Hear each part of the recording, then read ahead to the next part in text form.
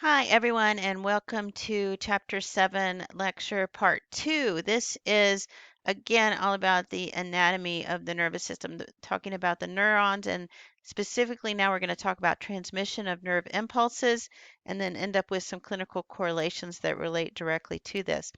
So the major idea, the nervous system uses an action potential, which is a generation of an electrical current to transmit information over distances. Let's compare this for just a minute to an electrical current that we use every day in our household electricity. So we know a current is the flow of charged particles from one point to another. A current requires an electrical potential, which is voltage. Concentration gradient of charged particles and a potential of charged particles is also called an electrochemical gradient. So just like a battery can light up a light bulb by this flow of electrons in the cell, an electrical potential can be carried down a membrane as long as there's a charge difference on either side of the membrane. Just like in the battery, there's a positive end and a negative end of the battery. On the membrane, there's going to be a positive side and a negative side. So flow of electrons in a battery circuit produces an electrical current. Flow of ions in or out of a cell through a protein channel can also produce an electrical current. So it's pretty cool that our cells, the batteries can do the same thing that our cells are doing.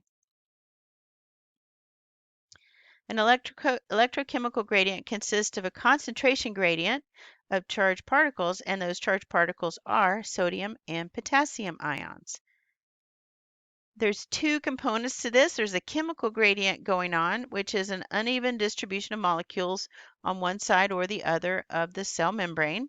Remember, that's going to cause passive transport to happen. And also there's an electrical gradient, which is an uneven distribution of charges. And that's because the molecules, the sodium and potassium, are ions.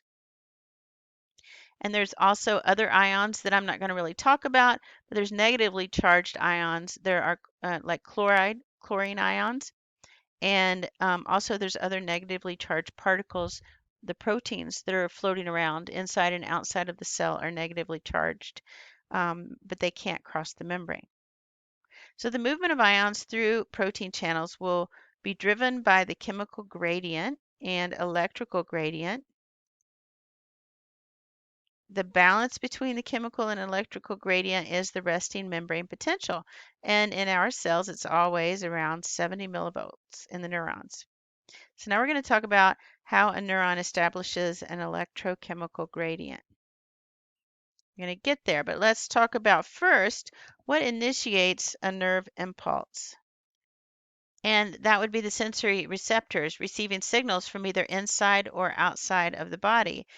They're going to receive a signal, they're going to then initiate the nerve impulse. What two molecules generate the action potential? That would be sodium and potassium. Sodium and potassium can cross the cell membrane, and they can cross through specific ion channels that are made just for them, that fit just them. And these channels are gated. The sodium ions, location where they are at their highest concentration in the cell membrane, that would be outside the nerve cell. So that means the overall charge in the area outside the nerve cell will be positive at rest. And the potassium ions, they are located in their highest concentration inside the nerve cell. So the overall charge inside the nerve cell will be negative. So we have positive outside and negative inside in a resting nerve cell. That's important to remember. So we're going to go through the steps of the transmission, and it starts with resting potential. So the difference in charge from the outside of the membrane to the inside or the cytoplasm side of the neuron, and we're talking about down the axon, the difference in charge is this gradient will always be positive on the outside, negative on the inside, more sodium on the outside, more potassium on the inside. At resting potential, the sodium and potassium gates are closed. The movement of the sodium and potassium ions is responsible for the charge difference. What's going to maintain them in their spaces with sodium out and potassium inside? That's the sodium-potassium pump. It's going to maintain that gradient and keep sodium where they should be, keep potassium where they should be, because the pump always pumps sodium out of the cell and it pumps potassium into the cell. So that was resting potential, and the moving impulse, a neuron is going to remain in its resting state until it receives a stimulus large enough to start a nerve impulse. That impulse will travel quickly from the dendrites to the cell body and then down the axon towards the synapse. And that's depolarization. Depolarization is the movement of that action potential down the neuron. It's an all or nothing movement. As the stimulus goes down the axon, this causes the sodium gates to open. Sodium will move into the axon through its gated channel. Outside of the cell in that area then will become negative. Inside of the cell in that area will become positive, so the charges are flipping. Then the sodium gates close and the potassium gates open, following right after that, and the potassium ions are going to move outside of the cell. Sodium ions will stay inside the membrane. So one more time. At depolarization, a sensory receptor has generated a nerve impulse and the action potential is moving along the neuron. Sodium will move into the cell. It will become more positive. Potassium then will move out of the cell and it will become more negative outside of the cell. This is depolarization. The next step is repolarization. During repolarization, now the sodium gates are closed, the potassium gates are closed, but the ions must be restored to their original positions. The sodium-potassium pump is going to come in, use some ATP energy because this is active transport, and it's going to pump 3 sodiums out of the cell at a time and pump 2 potassium into the cell at a time, and it's going to restore that balance back to its original. That's repolarization. Let's take a look at a nerve impulse on a graph. So we have membrane potential versus time in milliseconds. So the axon, the nerve cell will start out at resting potential. A stimulus will come along, and once it reaches that threshold, again, it's an all or nothing, then that nerve will fire. So step one is the polarization of the membrane, and sodium ions will enter the neuron. That's the action potential traveling, the purple line. And then step two, potassium ions will leave the neuron. And then finally, the sodium potassium pump will become active to get the cell back to its resting potential again. And this way, question for you, the resting potential of a neuron will be maintained by what?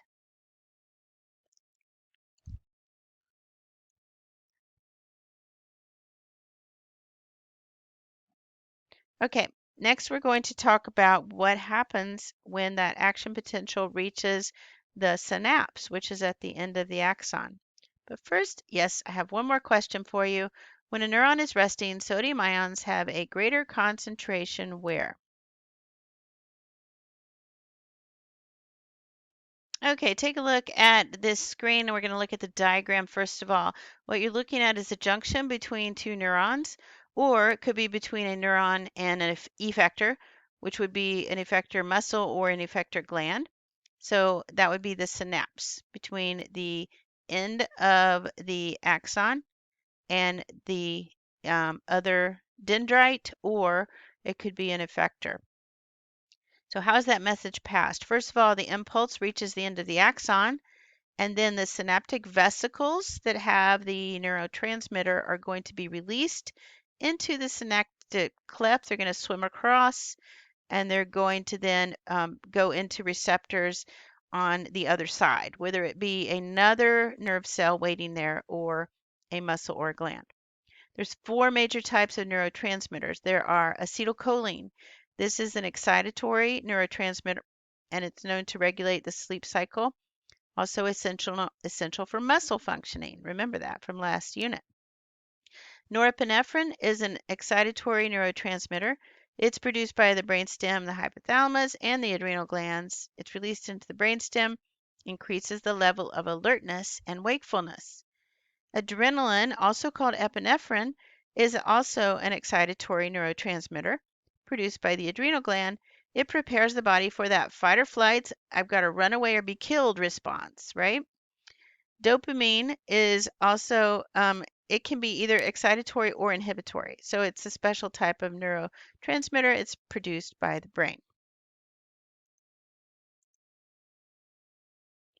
At the synapse, the neurotransmitters, once they go across and they bind on the other side, they are quickly broken down and recycled. They only need to have that effect once. They don't want to stay there. Or, for example, if it's contacting a muscle cell, you would have muscle spasms. So the neurotransmitters have to be degraded pretty quickly. All right, let's summarize nerve impulse pathway.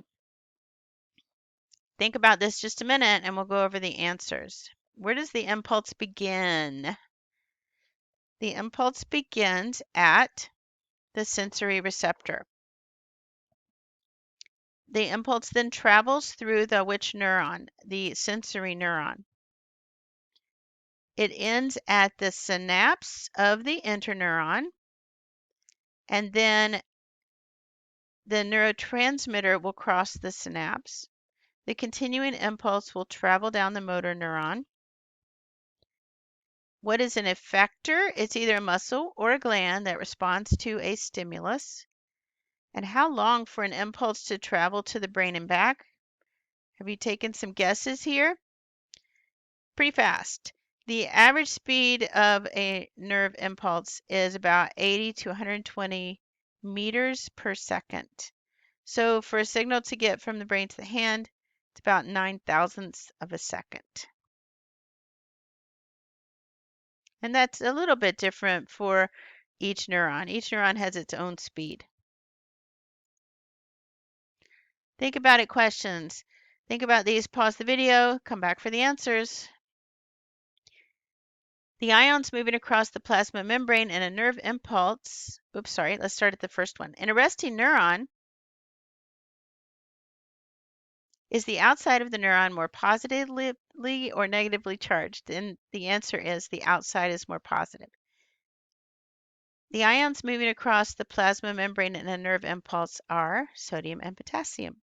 What ions move into the neuron in a wave to carry the nerve impulse along during depolarization? What's coming in? It would be sodium. What ion travels out in a wave during repolarization? And that would be potassium. Okay, let's quickly go over the clinical correlations from your notes. Disorders caused by neurotransmitter deficiencies. And the first one is not really a disorder, but local anesthesia. If you've ever had dental work and they put Novocaine in your gums, or a local anesthetic, that works by blocking the sodium channel proteins. So sodium can no longer go across the membrane. That means the membrane can no longer depolarize. The axons can't depolarize and conduct a nerve impulse. Alzheimer's disease. Neurons in the brain are damaged by a buildup of proteins, and one of the main proteins is called amyloid. Amyloid forms plaques around the brain cells, and it prevents the nerves from functioning. And it's associated with decreased levels of acetylcholine. So the neurotransmitter acetylcholine, there's less of it if a person have Alzheimer's disease. ALS, or Lou Gehrig's disease, the motor neurons are damaged. ALS does not affect intelligence, though, or thinking or seeing or hearing, but the whole body otherwise shuts down, and death is usually due to respiratory failure. Clinical depression is associated with decreased levels of the neurotransmitters serotonin, dopamine, and norepinephrine. Treatment: medications that replace the neurotransmitters, and lifestyles that may factor in depression would be lack of exercise, improper nutrition, alcoholism, poor sleep habits, drug and alcohol abuse. Parkinson's disease: major damage to basal ganglia and the substantia nigra in the brain. So these nerve cells in the brain, these particular ones, are the ones that are damaged. It's associated with decreased levels of the neurotransmitter dopamine. Treatment: medications that replace that neurotransmitter. Schizophrenia. Schizophrenia presents as a person being disorganized, short attention span, inability to hold a job, homelessness, paranoia, hallucinations. Reality is distorted for them. Caused by an overproduction of dopamine. Treatment would be the replacement of dopamine. Epilepsy. Epilepsy is a nerve impulse malfunction where millions of neurons are fired at the same time, overloading the circuits. This results also can get false sensations of sights and sounds and taste, and severe skeletal and smooth muscle contractions. A grand mal seizure would be the highest level of seizure. A person can lose consciousness and have violent muscle contractions, and it's usually grand mal seizures are usually associated with epilepsy. Migraines, everyone's heard of them, lots of people have them, and it can be disabling for a lot of people. It's characterized by attacks of head pain and other symptoms like nausea, sensitivity to light and sound, or intolerance to head movement. The blood vessels can be narrowed because chemicals like serotonin, neurotransmitter serotonin, are released that would narrow the blood vessels and increase the level of pain. We already talked about some of the triggers up above. There's more down below here. Triggers can be different for different people. Stress, other emotions, even weather, certain foods and drinks. Treatment for occasional migraines would be over-the-counter pain relievers. Treatment for chronic migraines, doctors will prescribe different cardiovascular drugs or antidepressants or anti-seizure drugs to help with migraines. Migraines are different than regular headaches because of the symptoms of nausea, increased sensitivity to light or sounds or smells, extreme fatigue, and seeing an aura. Tetanus. That sounds familiar, doesn't it? We talked about that in the muscular system. So it's caused by the toxin of the bacterium Clostridium tetani that affects the central nervous system. So it affects the firing of the neurotransmitter. Too many would happen at once. There is a prevention for it, and it's getting the vaccination against the bacterium. Treatment: if you have tetanus, the doctors can give you a tetanus antitoxin. All right, that's it for Chapter 7. Thanks, guys, for hanging in there, and I'll see you later.